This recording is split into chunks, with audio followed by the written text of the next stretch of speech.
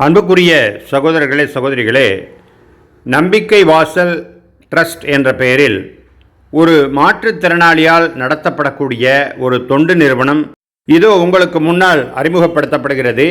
நலிந்தோரின் நல்வாழ்வையே நோக்கமாக கொண்டு 12A, 80G, நிதி ஆயோக், CSR சான்றிதழ்களை பெற்று ஒரு பதிவு பெற்ற நிறுவனமாக இந்த நிறுவனத்தை நடத்தி வருகிறார் சகோதரர் ஏகலைவன் அவர்கள்.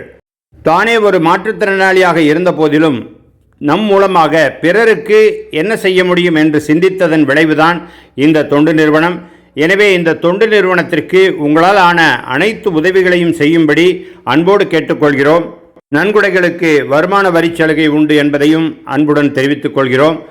பள்ளி மாணவ மாணவிகளுக்கு எழுதுபொருள்கள் வழங்குதல், அவர்களுக்கு மோட்டிவேஷன் வகுப்புகள் எடுத்தல், இன்னும் சாலையோரத்தில் இருக்கக்கூடிய ஆதரவற்ற முதியவர்களுக்கு உணவளித்தல், பசியில்லா சேலம் திட்டம், இது போன்ற பல்வேறு நலத்திட்டங்களை மக்கள் சேவைகளை ஆற்றி வரக்கூடிய சகோதரர் ஏகலைவன் அவர்கள் சேலம் மாவட்ட ஆட்சித்தலைவர் டாக்டர் ஆர் பிருந்தாதேவி IAS அவர்களை சந்தித்து அவர்களிடம் தமது அந்த 12 ஆண்டுகால சமூக பணிகளை விவரித்து தமது செயல்பாடுகளின் பதிவினை மாவட்ட ஆட்சித்தலைவரிடம் வழங்கியுள்ளார்.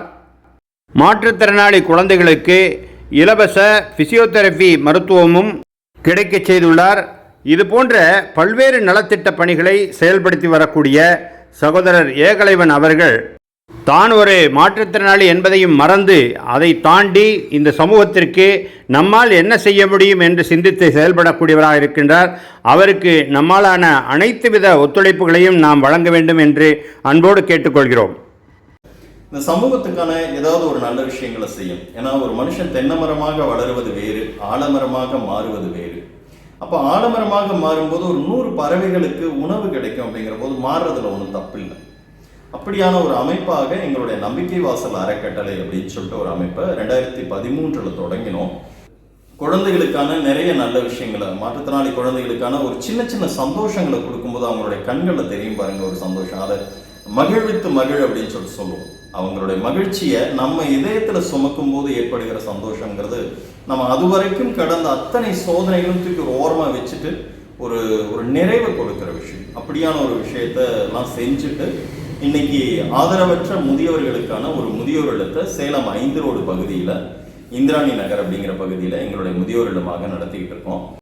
வாருங்கள் சகோதரர்களே சகோதரிகளே, இந்த அறப்பணியில் நமது பங்களிப்பும் இருக்கட்டும். நம்மாலான பொருளுதவியை கொடுத்து அந்த முதியோர்களுக்கு நம்மால் இயன்ற உதவியை செய்வோம். எல்லா புகழும் இறைவன் ஒருவனுக்கே.